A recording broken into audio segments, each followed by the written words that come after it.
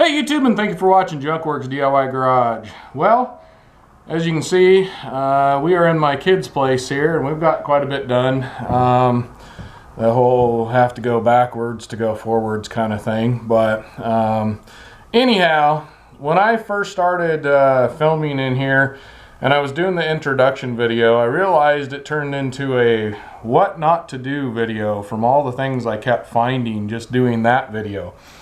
I knew there was going to be a lot of things in this house that were wrong, but I kind of felt like this is like something people should know not to do. I mean, the worst handyman on earth should know not to do these things. So, if you are that kind of handyman, stop being this way. But I figured I'd go through and put these all into a video of what not to do. You'll also notice that it kind of jumps kind of back and forth a little bit because it was kind of as I found things and figured things out, then I'd film. So it doesn't all completely flow very well, I will say, but it's a pretty good of what not to do about everything from plumbing to wiring to, I don't know, all kinds of things are wrong in this place, but we're making it better. It's going to be a nice place when we're done with it. So enjoy this video. It's more for humor than anything, but really, if you're doing these kind of things, you need to reconsider doing your own work. All right, here we go. And that brings us to this in the kitchen. When you're duct taping things together, stop. Do not do this. And if that is the kind of work that you're doing, stop doing it. Flat out, don't do it. At least they got a P-trap in there. That kind of surprises me that they would do work like that and actually know to put a P-trap in. So I just got done showing you what not to do under the sink. Now I'm going to show you what not to do when you're wiring up your electrical for your appliance, for your stove here. And that is not put a plug, just wiring it directly in. Now, yet again, at least they knew to use a box right here, but no. Don't do that. So I'm gonna have to shut this all off. I gotta unhook all those wires and make sure that there's nothing else hopefully hooked to this line of wires coming out of the floor that need to be on, because I need to keep this shut off once I unhook this. So I'm gonna go find out where the switch for this is, the breaker, and turn it off. Well, here we are in the kids' place here, and as you can see, the floor is very well cut out here. Unfortunately, this is one of those lessons learned, measure twice, cut once. I measured several times and I've cut twice now and I've still gotten it wrong. So the problem I'm having is right here. As you can see, I missed the 2x4 edge here, so that board right there has nothing. So I'm gonna have to come out 4 feet, come over here and cut another section here, and then put down the subfloor. We're gonna put that down, and then we're gonna subfloor the whole thing over all of it again, just to kind of hopefully level some stuff out a little bit more, most of the places.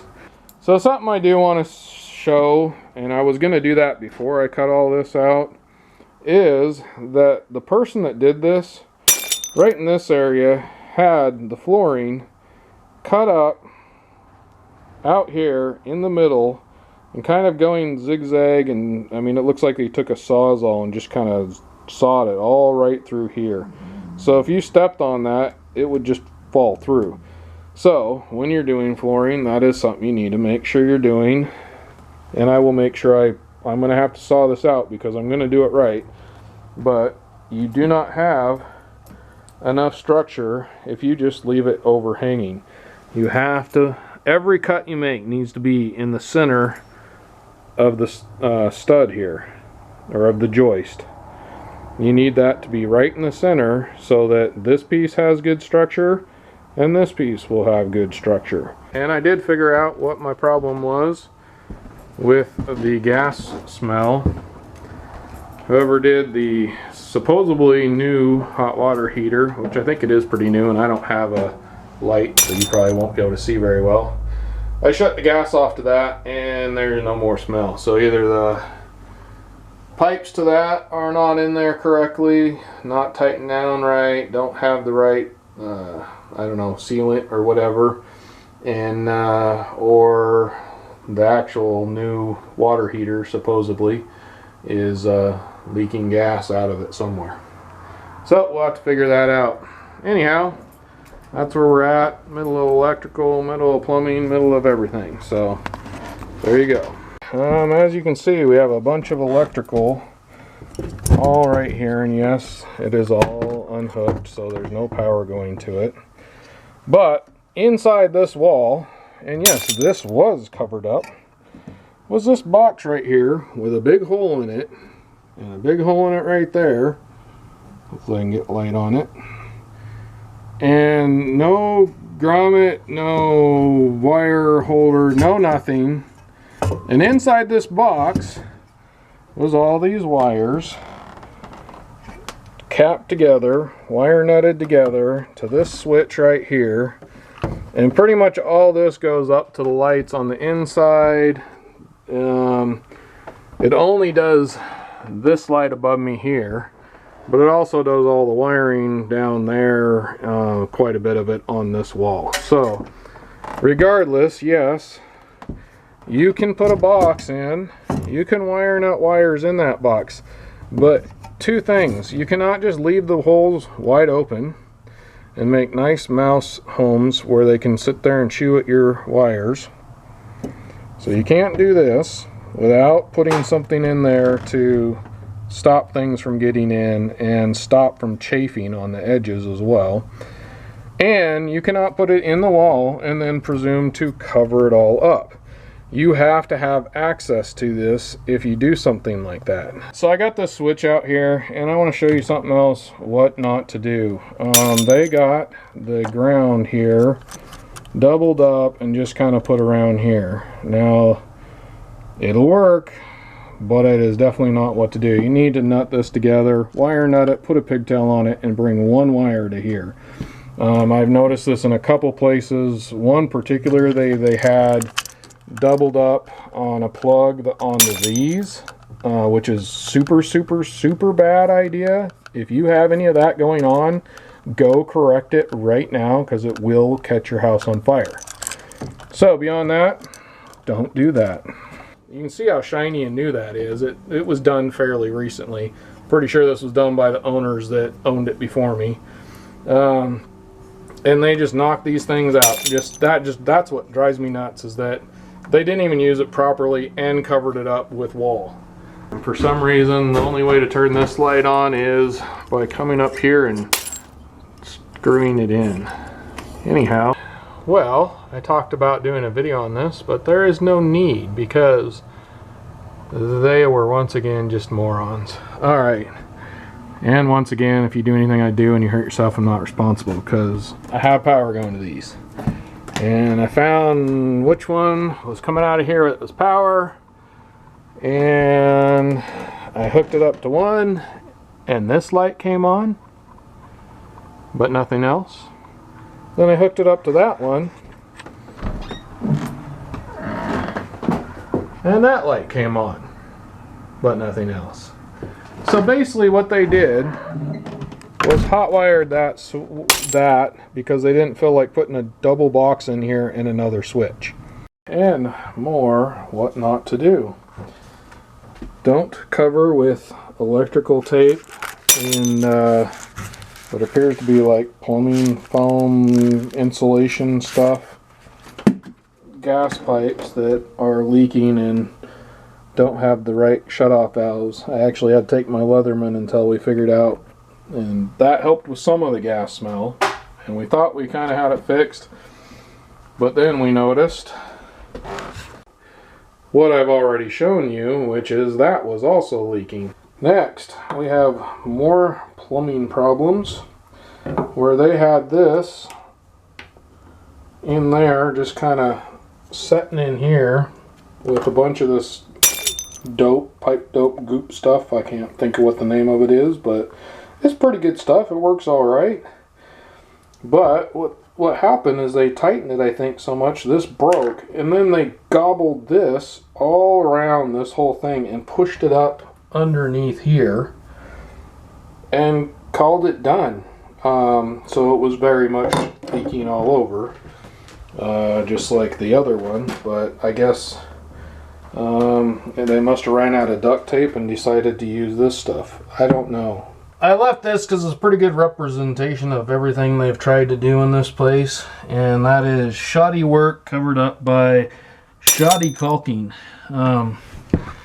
Just for those of you that are doing this, caulk does not fix all problems. And yes, I'll admit, I've done my fair share of covering little oopsies up with a little bit of caulk. But everything doesn't need to be covered with caulk. In this place, we have pulled so much caulk out of different spots. I'm going to give you something I wish I would have had the camera. I didn't have the camera when we tore this apart. Alright, and what this is the doorway leading into the bathroom area here.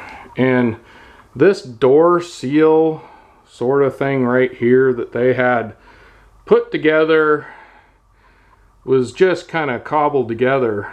We started tearing it apart, and it was like pieces of, I don't like the old, this if you can see this right here, this is the wooden, I don't know what it is, real thin Luan wood siding stuff, which is this whole place is kind of covered with, and they've done a pretty good job of actually covering that up and sort of making it look nicer. But I don't know if they did that or the person that did this did. But anyway, there was a door seal here made out of like pieces of 2x4 and this kind of stuff, and it was all caulked together and then caulked to the wall.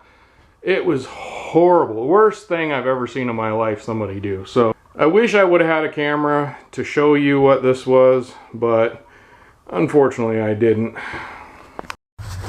Alright, in case you're wondering what I mean when I say they could have spent a lot on caulk, this is just one little section of caulk that they tried to cover up in this corner here, and then there was a big another chunk of it here that was in this section here.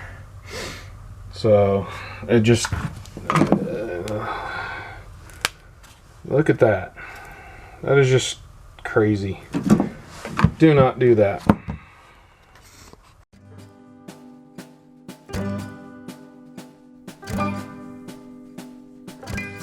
This was just, I pulled apart the wall. The wall was finished off, kind of. It had a big hole here, and then they had this thing kind of covering it, but it had fallen off.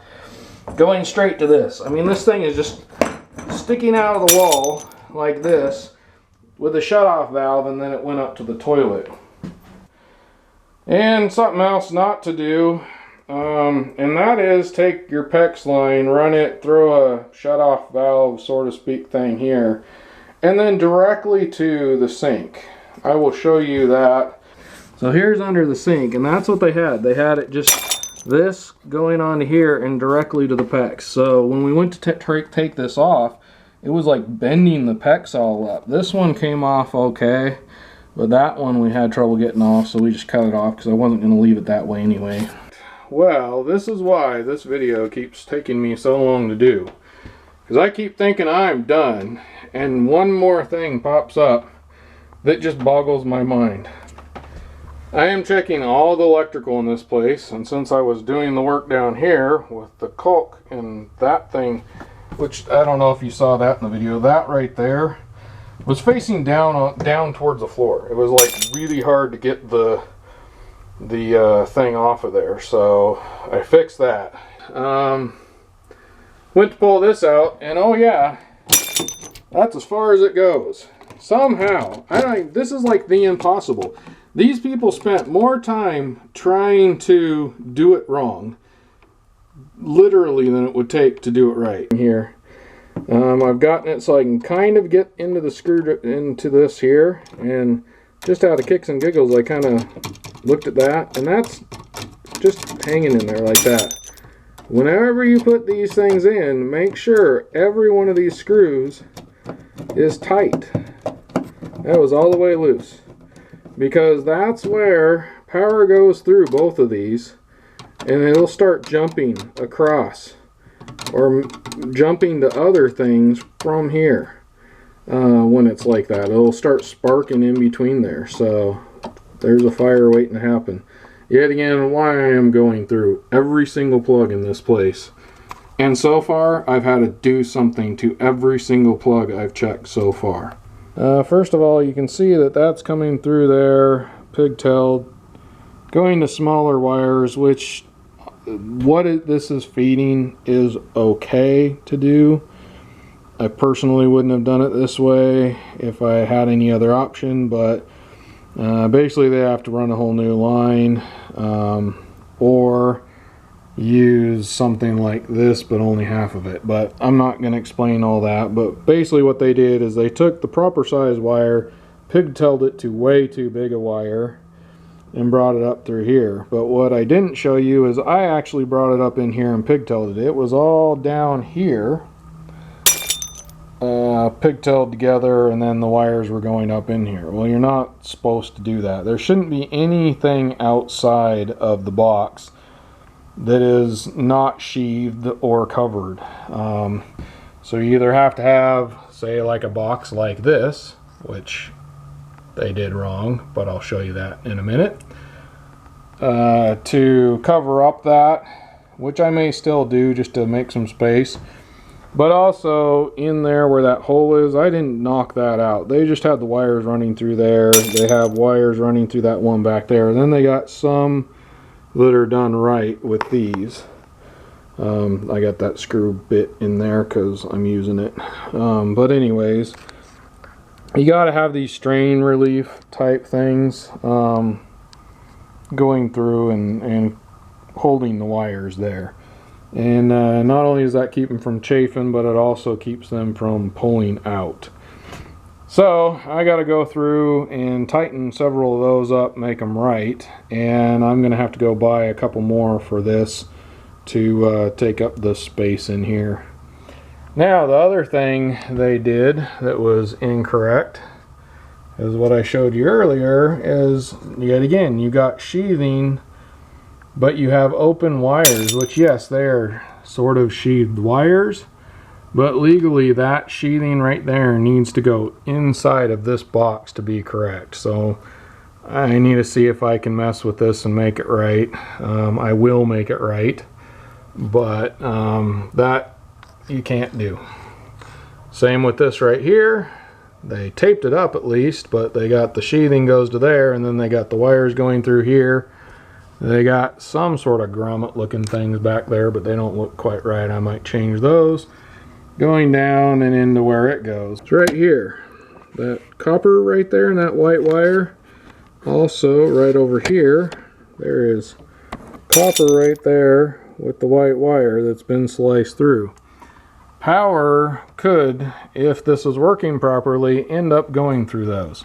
Regardless, not only did he somehow, I think this box is a new box, and somehow this box used to go up here, and somehow just couldn't quite get those in there, and then use these wires to finish them off, and then didn't cut them quite right, so then he pigtailed them and brought them down over here. So I'm just going to redo this. This is not only improper up there, but also all this is pretty well done real poorly.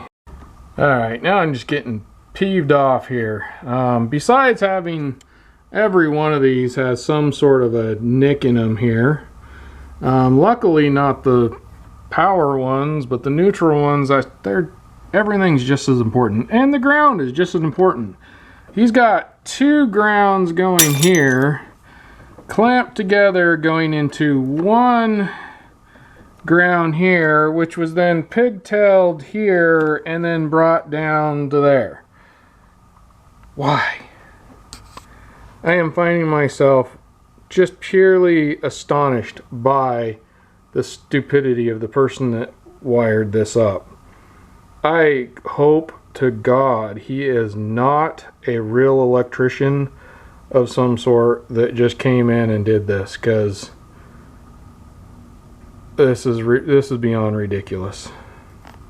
Alright, so this is what's under the box here, and I don't know about that because I am no expert, but they had all the neutrals from 2 or 3 different, looks like 2 different circuits going together, and all the grounds from 2 different circuits going together. They were, I guess you could say, thinking a little bit when they put the power on their own things, but I still think that could cause some severe ground fault issues, but I don't think that is a very good idea. To each their own on that one. I'm more, if somebody can leave a message below and tell me if that's okay, but I'm not going to do it either way, but I wouldn't think that was a good idea. Well, I think I'm going to call that the end of this one. Hopefully I'll have a video kind of showing you how I fixed several of these things if they aren't something I fixed and then it doesn't exist anymore because I got rid of it. So hopefully you enjoyed this. It was a little bit more for laughs more than anything, but really, if you're doing these kind of things, stop and think for a minute and think about the guy that's coming behind you that may have to fix it, and think about the fact that I think for the amount of caulk they spent on this place, they could have probably bought all the parts and pieces they needed just to do it right. I don't know. Thanks for watching Junkworks DIY Garage, where I'm proud to say I'm a jack of all and master of none. You all have a good one.